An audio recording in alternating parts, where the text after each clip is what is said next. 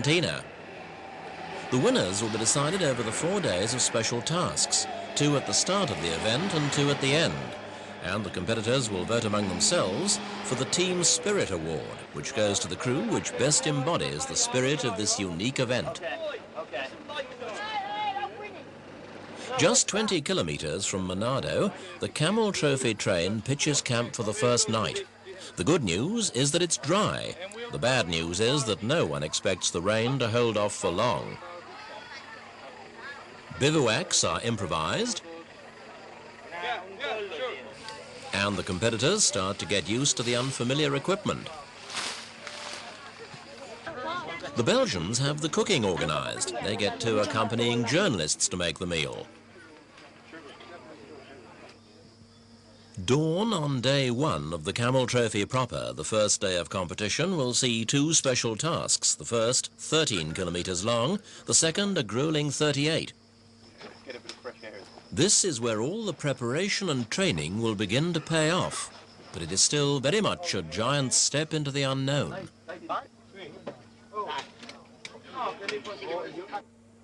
There's the last driver's briefing from event manager Jim Slade.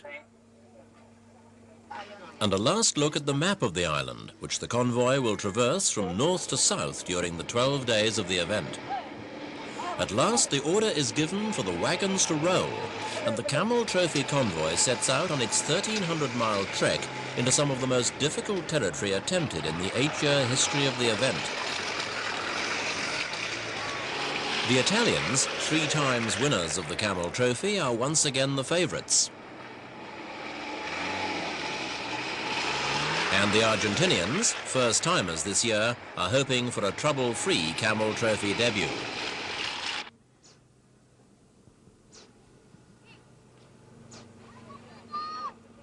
The Dutch won the event 5 years ago in Zaire, and they're flying the flag in the hope of a victory this time around.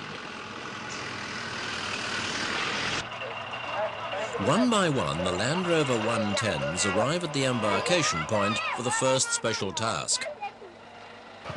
There's a last-minute briefing for each and every one of the crews to make sure they know exactly what is expected of them over the 13-kilometer navigation test.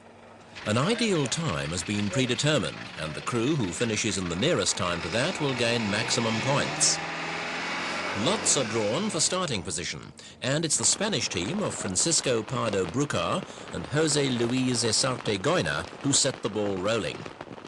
They start in the dry, but before long, the heavens open. That's not the noise of gunfire, it's the rain beating on the camera during the typically tropical downpour which beset the first day.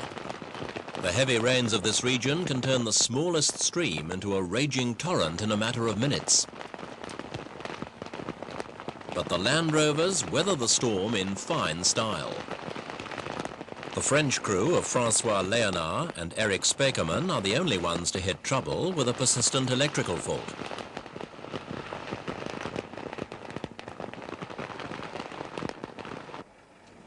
The Turkish team have never won the Camel Trophy, but this year Galip Gurel and Ali Davici have high hopes of changing all that. The Turks stamped their authority on the first special stage by taking just 19 seconds longer than the standard time to complete the course.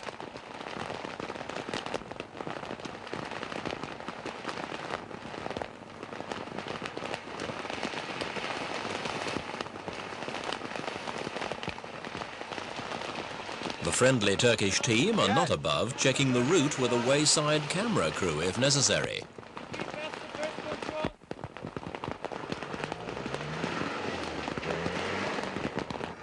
The Belgians, Marc Bouls and Yves de Bebeur, sum up the general attitude to the first day of competition. There's still a long, long way to go.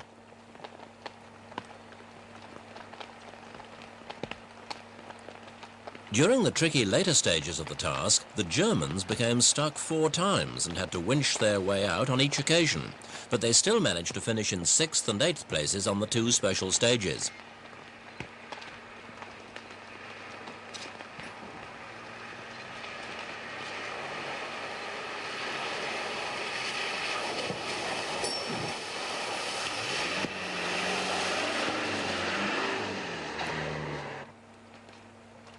Bucking like a galleon in a heavy sea, the British team of policeman Jim Benson and contractor Mark Day.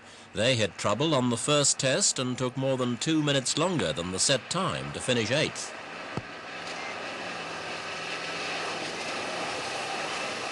It was the same story in the second task, where the duo collected their second 8th placing.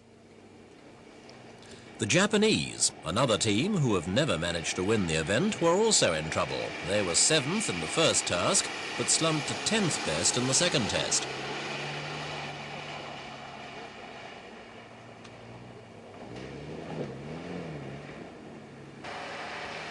The Argentinian newcomers, Daniel Aguila and Juan Sanchez Catala, lost time when they became stuck behind the French team, who were stranded with their electrical fault.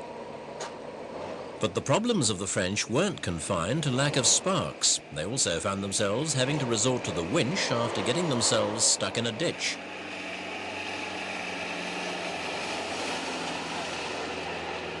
Their troubles put them firmly last, the only group without a single point after the first 2 tasks.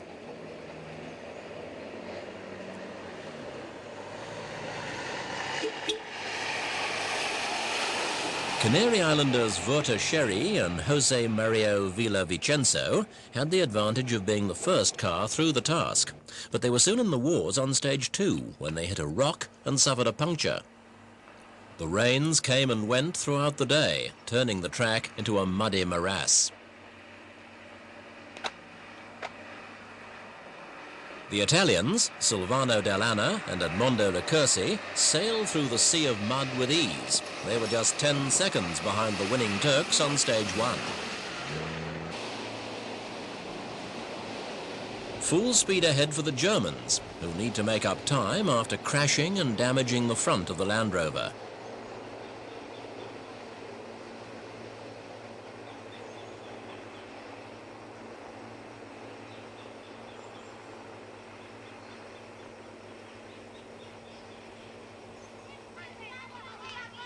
At the end of day 1, most competitors were glad to see their new base camp appear out of the gloom of the gathering dusk.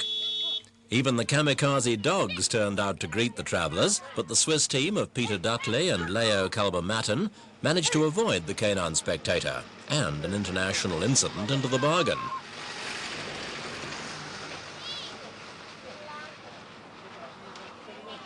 The Brits make it back as night begins to fall, but there'll be little sleep for the Camel Trophyists.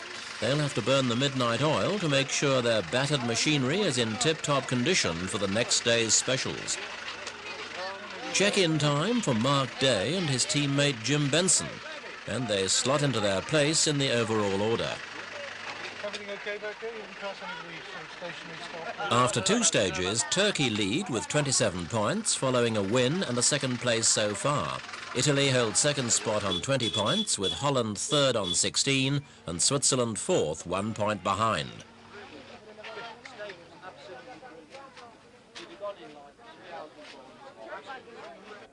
A lone Land Rover picks its way carefully through the Sulawesi jungle on day 2 of the 1988 Camel Trophy adventure. For many, the night merged into day without any hint of rest.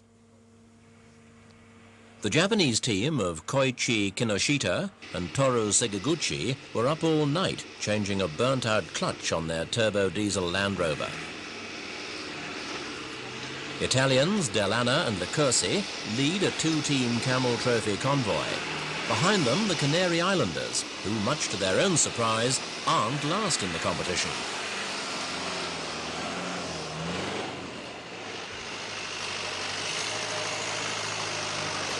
The tracks and trails are deeply rutted, but this is a main road around these parts.